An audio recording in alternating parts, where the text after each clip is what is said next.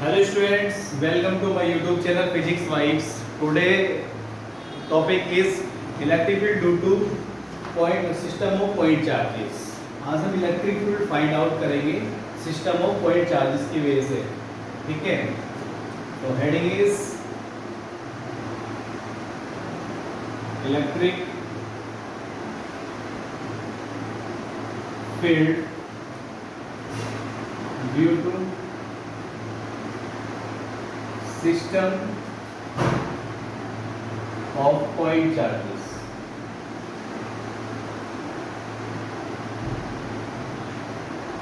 ठीक है, ये हेडिंग है अपनी। Consider Q1, Q2 dot Qn are the point charges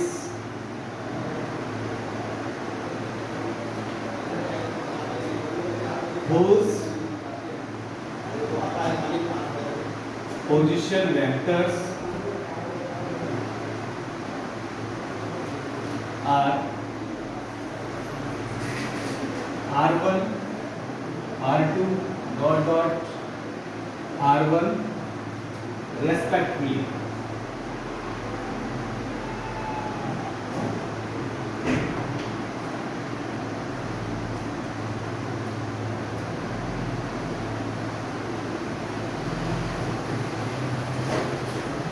ये हमने एक रेफरेंस पॉइंट माना जिसको हम बोल रहे हैं ओरिजिन। बोल रहे हैं ओरिजिन।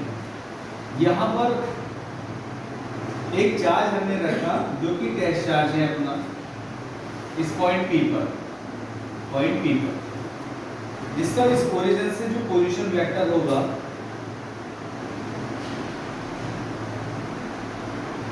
उसको मैंने बोला पोजीशन वेक्टर इज R। एक चार्ज यहाँ पे रखा हुआ है Q1 जिसका ओरिजिन से पोजीशन वेक्टर है R1। एक चार्जेस यहाँ पे रखा हुआ है Q2। ऐसे बहुत सारे चार्जेस रखे हुए हैं जिसका पोजीशन वेक्टर है R2 फ्रॉम ओरिजिन। ठीक है, तो यहाँ पर ये जो पॉइंट P है, ये वाला चार्ज यहाँ पर इलेक्ट्रिक फील्ड बनाएगा, ये भी बनाएंगे। जितने भी चार्जेस यहाँ रखे हुए हैं वो सारे के सारे चार्जेस इलेक्ट्रिक फील्ड बनाएंगे एट पॉइंट P पर। तो मुझे वो पॉइंट उस पॉइंट P पर नेट इलेक्ट्रिक फील्ड निकालना है। तो किस तरीके से बनेगा ध्यान से देखें जरा।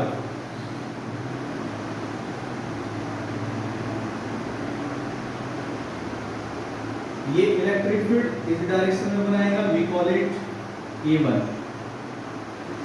ठीक है, ये वाला इस डायरेक्शन में इलेक्ट्रिक फील्ड बनाएगा, we call it E2, charge number 2। तो इस पॉइंट पर जो नेट इलेक्ट्रिक फील्ड बन रहा है तो किस डायरेक्शन में नेट इलेक्ट्रिक फील्ड बन रहा है, तो हम इसका पैरेललोग्राम कंप्लीट करते हैं। इस लाइन के पैरेलल एक लाइन ऐसे पैरेलल खींच लीजिए, इस लाइन के पैरेलल एक लाइन ऐसे पैरेलल खींच लीजिए। ठीक है, और यहां से इसको मिला दीजिए, ये बनेगा रिजल्टेंट वेक्टर, यानी कि net electric field at point P पर। ठीक, ये कितना है तो हमें पता चल रहा है ये नेट इलेक्ट्रिक फील्ड बन रहा है एट पॉइंट P पर। वेक्टर सम होगा इसका, ठीक है, तो E1 प्लस E2। ये और भी बहुत सारे चार्जेस का रखे हो सकते थे। तो हम जानते हैं electric according to the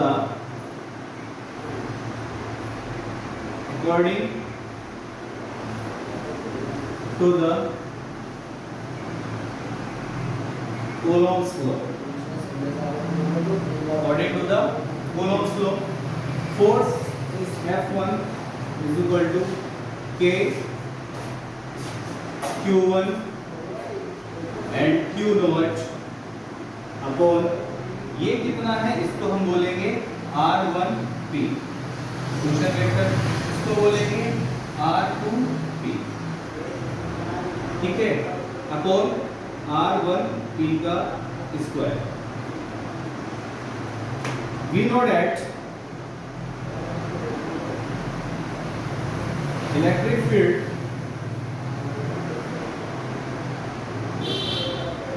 E is equal to F upon unit charge, ठीक। तो हम E1 अगर लिखना चाहूंगा तो कैसे लिखूंगा, E1 is equal to, ये क्या होगा, F1 अपॉन Q0। ये वैल्यू अपने पास है तो ये वैल्यू पुट करेंगे, E1 is equal to F1 की वैल्यू अपने पास ये है कि Q1 Q0 upon R1P square और Q0 इज कैंसिल आउट। तो जो नेट इलेक्ट्रिक फील्ड बना E1 वो कितना अपने पास, K Q1 upon R1P square. अब इसकी जो डायरेक्शन है, because electric field is vector quantity, तो मैं इसको डायरेक्शन के साथ इक्वल करता हूँ R1P कैप, R1P कैप। ये किसका फॉर्मूला है हमारे पास, इलेक्ट्रिक फील्ड E1, ठीक है। सिमिलरली ये वाला चार्ज है इलेक्ट्रिक फील्ड बनाएगा इस डायरेक्शन में, जो कितना E2 होगा।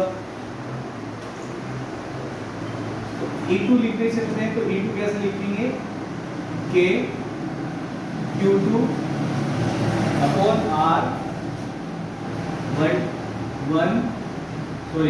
R2P स्क्वायर और R2P कैप। यहां पर n चार्जेस आर प्रेजेंट, तो En vector is equal to K Qn upon RnP square और RnP कैप। ये n चार्जेस की वजह से, nth पे चार्जेस की वजह से इलेक्ट्रिक फील्ड बनेगा। According to the concept of the superposition principle, according to the concept of superposition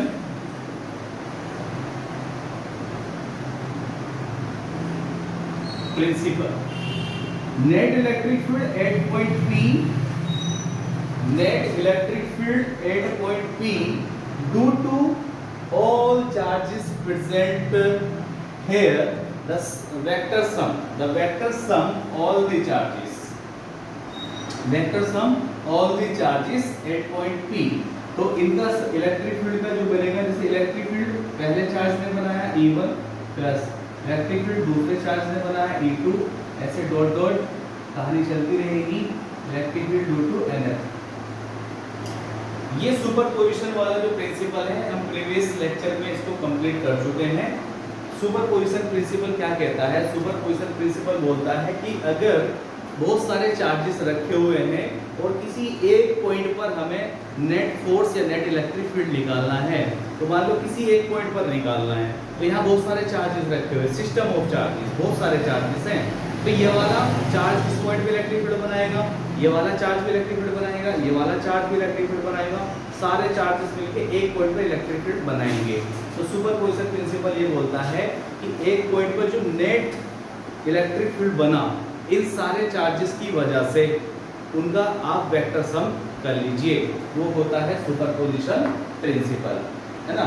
तो देखो यहाँ पर भी पता चल रहा है, the net electric field at point P is equal to the vector sum all the electric fields due to various charges, multiple charges like charges number 1, charges number 2, dot dot dot charges number n। इन सब का vector sum ही क्या कहलाता है, superposition principal, जो कि previous lecture में मैं discuss कर चुका हूँ। ठीक है, अब अपने पास ये वैल्यू है, इस वैल्यू को ला करके यहाँ पुट करते हैं, तो ये होगा E at point P is equal to E1 कितना अपने पास, K Q1 upon R1P square और R 1p cap plus k q2 upon r 2p square r2p cap plus dot dot k qm upon r N p square और r N p cap. ये यहाँ से common क्या आ रहा है उसको common लिख लेते हैं k इज कॉमन, ठीक है, बस k ही कॉमन आ रहा है। जो k को मैं क्या लिख सकता हूँ 1/4πr। तो इसको मैंने इस फॉर्मेट में लिख सकता हूँ समेशन की फॉर्मेट में। i की वैल्यू लेंगे 1 से लेकर के n तक, तो इसको मैं क्या लिखूंगा qi अपॉन r 1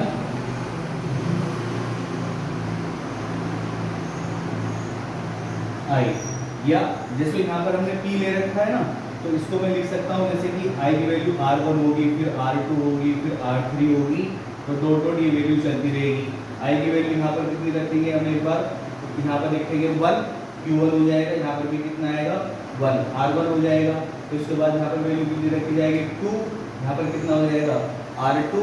तो आप इसको i लिख लो पहले, उसके बाद p लिख लेना, ठीक है। जब आप इस समेशन को ओपन करोगे तो ये वाली सीरीज खुल के आएगी, ये वाली सीरीज। देखो i की वैल्यू 1 पुट करो तो कितना होगा q1, यहाँ कितना होगा, अच्छा यहाँ पर स्क्वायर है तो स्क्वायर लिखो, यहाँ होगा i1 p square r1 p square हो जाएगा। समेशन का मतलब होता है प्लस का साइन, ये पोजीशन वेक्टर को भी लिख लो साथ में, तो ये लिखना है यहाँ पर r i p कैप। जब आप इस पूरी सीरीज को खोलोगे तो इस तरीके से सीरीज खुलती चली जाएगी। एक बार रिपीट करता हूँ, i की वैल्यू 1 पुट करो तो ये हो गया q1 r1p square dot r1p cap. देखो ये रहा सीरीज। उसके बाद समेशन का मतलब प्लस होता है, ये रहा प्लस। i की वैल्यू 2 पुट करो, है ना, i की वैल्यू कितनी पुट करोगे यहाँ पे 2, तो q2 हो जाएगा, यहाँ हो जाएगा i की वैल्यू की जगह 2, 2p का स्क्वायर हो जाएगा और 2p। ये सारी सीरीज चलती रहेगी 1 2 3 डॉट डॉट। इसको हम इस फॉर्मेट में लिख सकते हैं, ठीक है। इसी को और फर्दर हम एक्सप्लेन भी कर सकते हैं। इस सीरीज को ओपन करोगे तो यही आएगा। तो ये हमने देखा कि electric field at point P produce various charges, कितने भी चार्जेस वहां पर रखे हो सकते हैं, उसकी वजह से नेट इलेक्ट्रिक फील्ड निकाला गया है, ठीक है। इसी को और दूसरा बहुत सारे चार्जेस की वजह से हम देख सकते हैं। तो आप एक बार इसका स्क्रीनशॉट ले लीजिएगा, फिर उसके बाद एक एग्जांपल से और समझते हैं।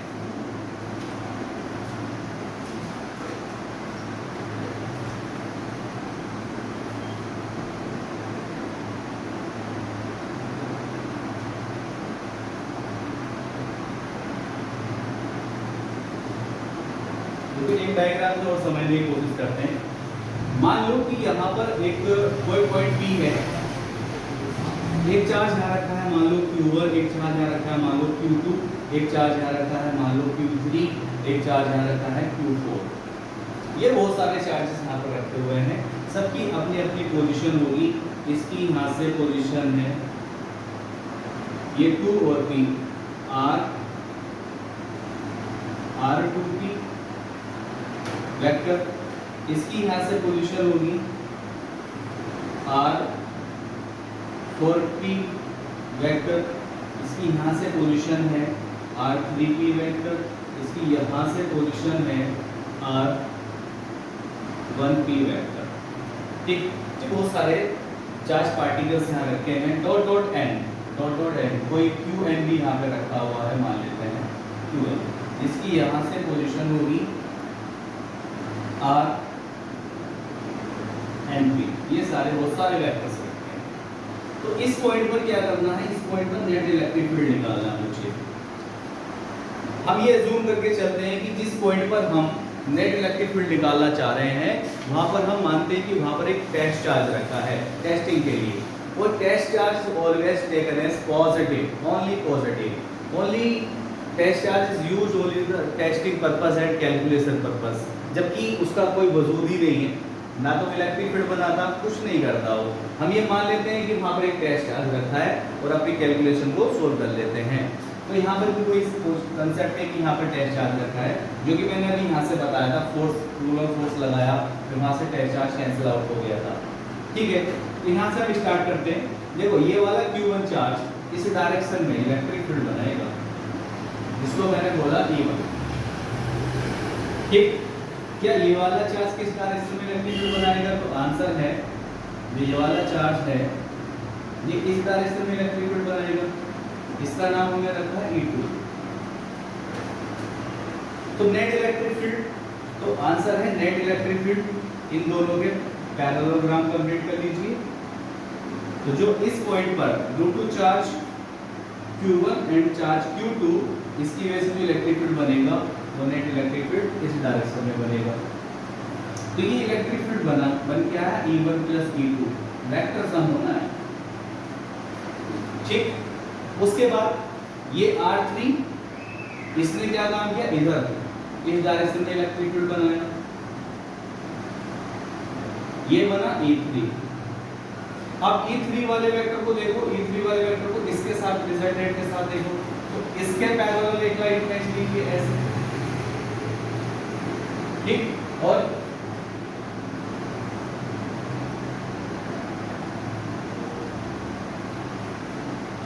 इसके पैरेलल एक लाइन खींच लीजिए। तो इस ये जो वेक्टर E1 प्लस E2 और ये वाला वेक्टर E3 आया है, तो इनका रिजल्टेंट कहाँ है? यहाँ, ये वाला रिजल्टेंट। ये कौन सा resultant? E1 plus E2 plus E3 vector sum. Q4 क्या कर रहा है? आंसर है Q4 भी यहाँ पर इलेक्ट्रिक फील्ड बनाएगा, इनके डायरेक्शन में इलेक्ट्रिक फील्ड बनाएगा।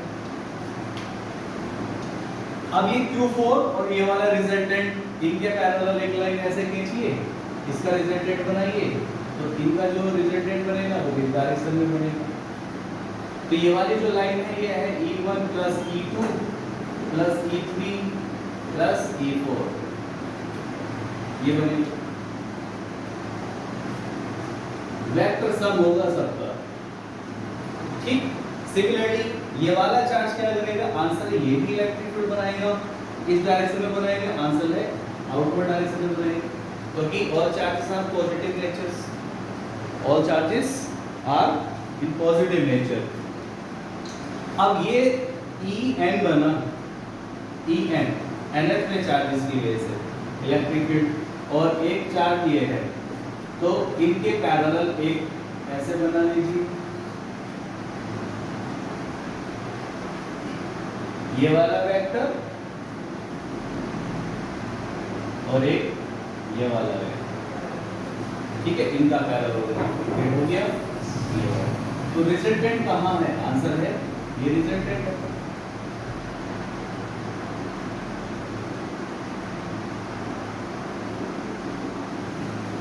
कहाँ है रिजल्टेंट? आंसर है ये रिजल्टेंट। तो ये रिजल्टेंट क्या निकल के आया अपने पास? E1 plus E2 plus E3 plus E4 dot dot En, ये रिजल्टेंट। ये कहाँ फाइंड किया हमने? ये फाइंड कर रहे हैं हम एट पॉइंट P पे, तो ये हम इसको लिख सकते हैं एट पॉइंट P। तो वेक्टर सम ही तो हुआ है सबका, तो ये वही वाली बात है, superposition principle. At point P is equal to E1 plus E2 plus E3 plus dot dot En। इस तरीके से हमें इलेक्ट्रिक फील्ड निकालना होता है। जैसे एक छोटा सा क्वेश्चन लेके मैं डिस्कस करता हूं, हालांकि मैंने इसको शॉर्ट वीडियो में बताया हुआ है कि अपने पास एक राइट एंगल ट्रायंगल है। इस वैरायटी में बहुत सारे सवाल करने वाले हैं मल्टीपल चार्जेस पे।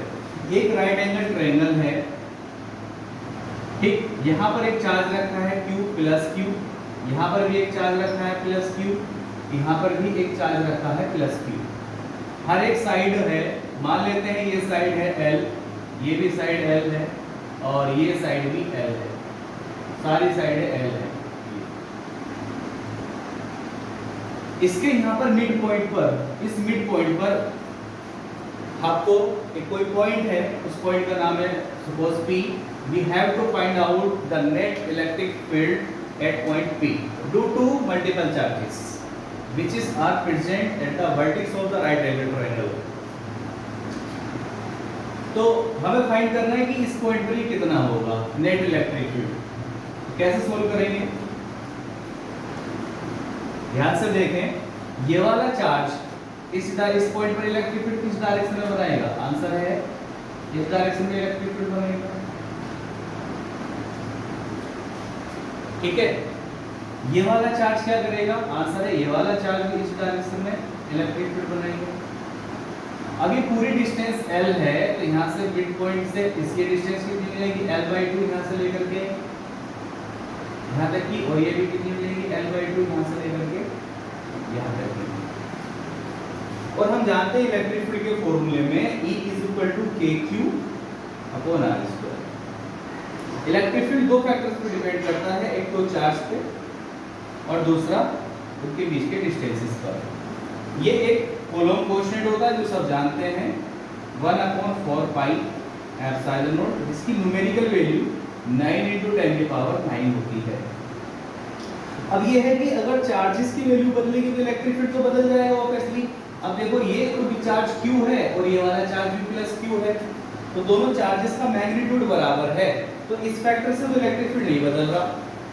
दूसरा कौन सा फैक्टर जिससे इलेक्ट्रिक फील्ड बदल सकता था, तो आंसर है ये जो R है ना, ये अगर चेंज होगा तो इलेक्ट्रिक फील्ड चेंज हो जाएगा। तो हम क्या देख रहे हैं कि ये वाला जो डिस्टेंस है ये भी L/2 है, ये भी L/2 है, तो ये वाला फैक्टर भी नहीं बदल रहा और ये वाला फैक्टर भी नहीं बदल रहा। तो जो इलेक्ट्रिक फील्ड ये वाला पॉइंट यहाँ बनाएगा इस डायरेक्शन में, उतना ही इलेक्ट्रिक फील्ड ये वाला चार्ज पार्टिकल इस पॉइंट पे इस डायरेक्शन में बनाएगा ही बनाएगा। मैग्नीट्यूड इक्वल दिखाई दे रहे हैं और डायरेक्शन कैसी है, अपोजिट।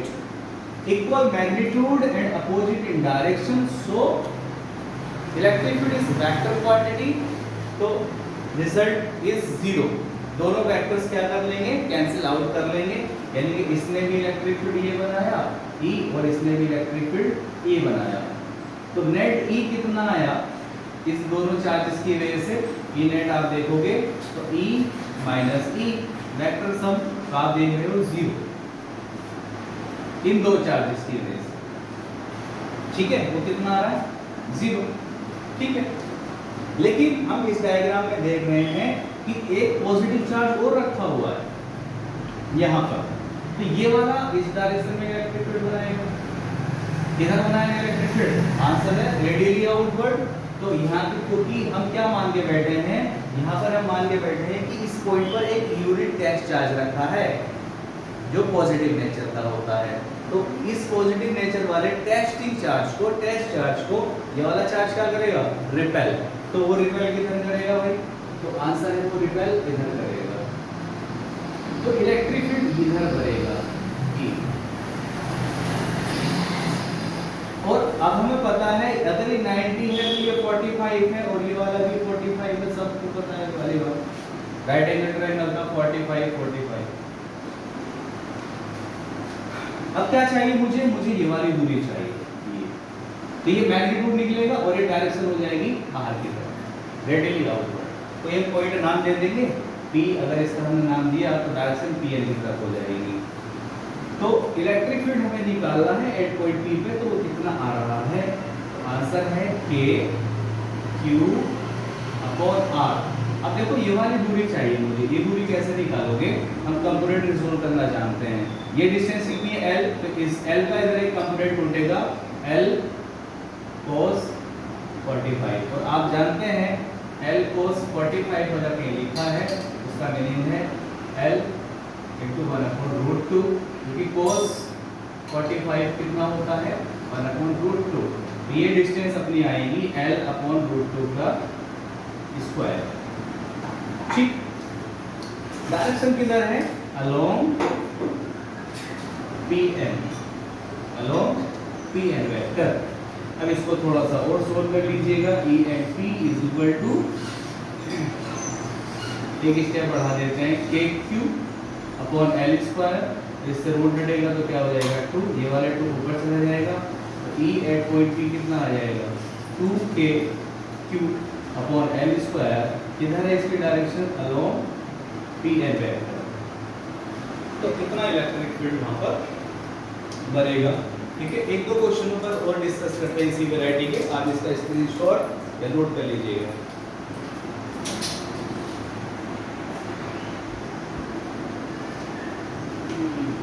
ये क्वेश्चन गिवन है electric field due to multiple charges का ही क्वेश्चन है ना, इसको हमें सोल्व करना है। ये इसके वर्टेक्स है, vertex A B and C. Vertex B पर एक चार्ज रखा है +6q और यहाँ पर एक चार्ज रखा है सी पर -8q। जो साइड है वो L, जो साइड है वो A और A है। ये इक्विलेटरल ट्रायंगल है, तो एंगल 60 डिग्री जब जानते हैं और साइडें कितनी होती है इक्वल होती हैं, क्योंकि साइडें A और A बताई गई है। We have to find out the net electric field, magnitude of electric field of resultant and its direction also. तो स्टार्ट करते हैं इसको। तो मैं इसको थोड़ा सा इधर ड्रॉ करता हूं, देखो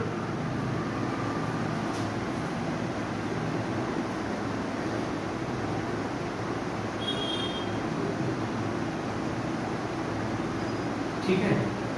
यहाँ पर एक चार्ज रखते हैं, पॉइंट है A, यहाँ पर पॉइंट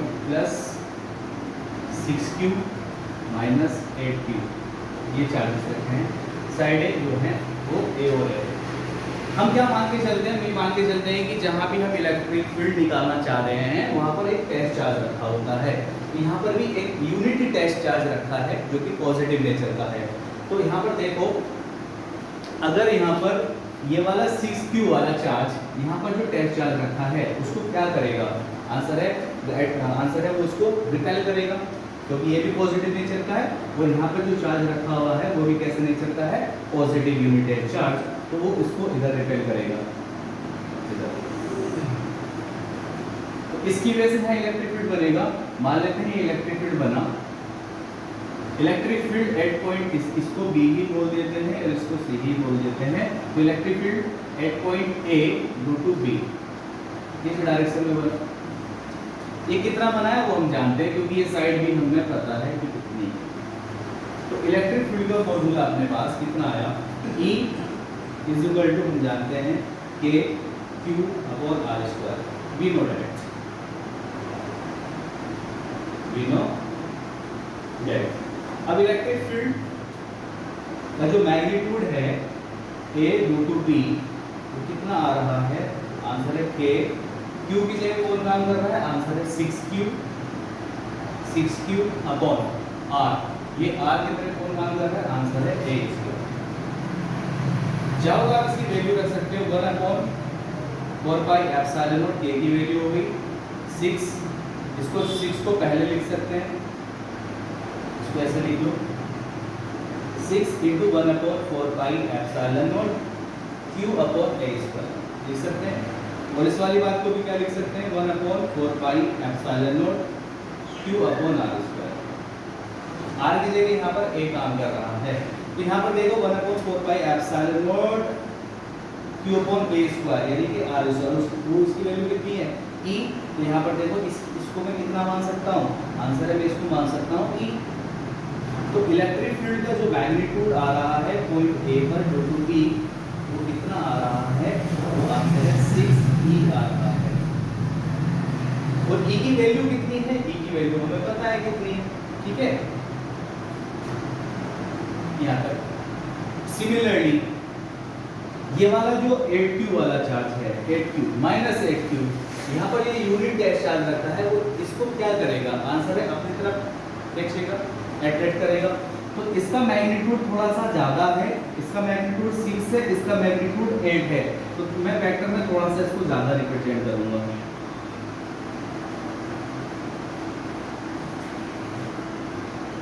ये किसकी वजह से बना, electric field at point A due to C, इस डायरेक्शन में, ठीक है।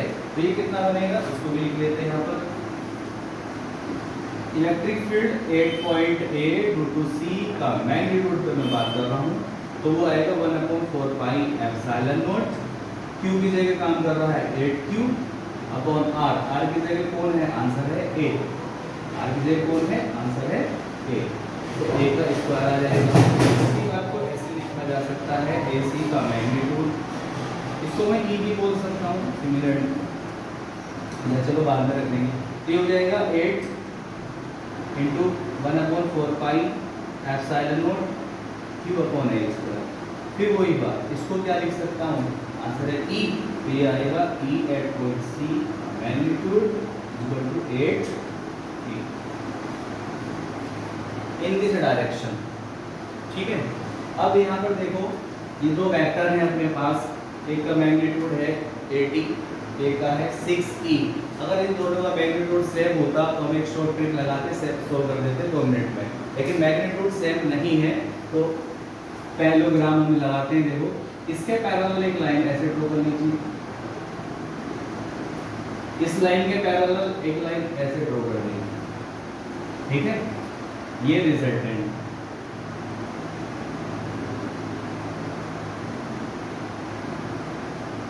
ये रिजल्टेंट करेगा। अभी दोनों वेक्टर के बीच का एंगल ये कितना है, ये एंगल है 60 डिग्री 60, और ये भी कितना है 60, ये कितना डिग्री है 120 डिग्री। तो ये जो बन रहा है ये E नेट बन रहा है, E नेट। तो हम जानते हैं इसको अप्लाई करना, E नेट का मैग्नीट्यूड हम निकाल रहे हैं, अंडर रूट मैग्नीट्यूड निकाल रहे हैं AC या EAB का स्क्वायर प्लस EAC का square plus 2 EAB EAC cos 120 degree. ये वाली, अब ये वैल्यू अपने पास है कितनी कितनी, EAB हमारे पास 6e का स्क्वायर, 6e का स्क्वायर प्लस 8e का स्क्वायर प्लस 2 6e 8e और cos 120 माइनस 1/2, cos 120 कितना माइनस 1/2। ठीक है, थोड़ा सा और सोल्व करते हैं इसको, अंडर रूट 6e यानी कि 36e square plus 64 e square, ये 2 इससे कैंसिल हो जाएगा, ये वाला माइनस यहाँ ले लीजिए, 8 6 48 e स्क्वायर। ठीक है, सब में से e स्क्वायर रूट से बाहर ले लीजिए, e स्क्वायर रूट से बाहर ले लिया, यहाँ कितना बचा 36 0 और ये 100 माइनस 48 ये बचा, इसको और सोल्व कर लीजिए, अंडर रूट कितना बन जाएगा 48 जाएगा 100 से 52। तो ये ई नेट आया अपने पास, ऊपर लिख देता हूँ, तो ई नेट है यहाँ लिख दें, ई नेट का मैग्नीट्यूड ई रूट 50, ये क्या है मैग्नीट्यूड।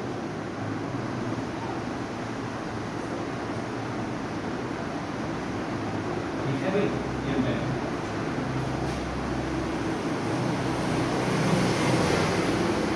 और इसकी फाइंड आउट करेंगे डायरेक्शन। मान लेते हैं इस वेक्टर से ये एंगल बना रहा है अल्फा, ये जो रिजल्टेंट है ना, ये रिजल्टेंट ई नेट इस वाले वेक्टर से कितने एंगल पर है अल्फा पे, तो फॉर डायरेक्शन हम यूज करेंगे tan अल्फा। जो वेक्टर रिजल्टेंट के साथ एंगल के साथ अटैच है, तो देखो रिजल्टेंट है, इसके साथ कौन अल्फा के साथ कौन सा वेक्टर अटैच है, ये वाला या ये वाला, आंसर है ये वाला, नीचे वाला वेक्टर अटैच है, तो इसको आप पहले ही लिख लेंगे। ये है कितना ई ए सी प्लस, अब बचा कौन सा ई ए बी, ऊपर लिखो साइन 120 अपॉन ई ए सी, नीचे क्या आएगा cos E A B cos 120 डिग्री। बस इसको सोल्व कर देना है। tan alpha is equal to EP। EP कितना अपने पास, EAB 6E और sin 120 होता है √3/2 अपॉन EAC 8E प्लस, और EAB कितना था अपने पास, EAB है 6E मल्टीप्लाई -1/2। इसको सोल्व करना है, इसको काट दो, कितने टाइम, 3 टाइम, यानी कि 3E √3 अपॉन, इसको काट दो 3 टाइम, 8E माइनस 3E, ये कितना आ जाएगा, 3E√3 अपॉन 5E। क्या E से E कैंसिल आउट हो गया, आंसर है यस, E से E कैंसिल आउट हो गया, तो बचा कितना, tan अल्फा 3√3 अपॉन 5, 3√3 अपॉन 5। चाहे तो आप आंसर नहीं छोड़ सकते हैं या और फर्दर एक्सप्लेन कर सकते हैं, है ना। तो आंसर बुक में भी नीचे छोड़ा हुआ है, तो आप लिख सकते हैं इसको alpha is equal to tan inverse 3√3 upon 5, इतने एंगल पर ही रहेगा। अल्फा निकल के आया 3√3 अपॉन 5, इनवर्स में tan इनवर्स में करके लिखेंगे, tan इनवर्स 3√3 अपॉन।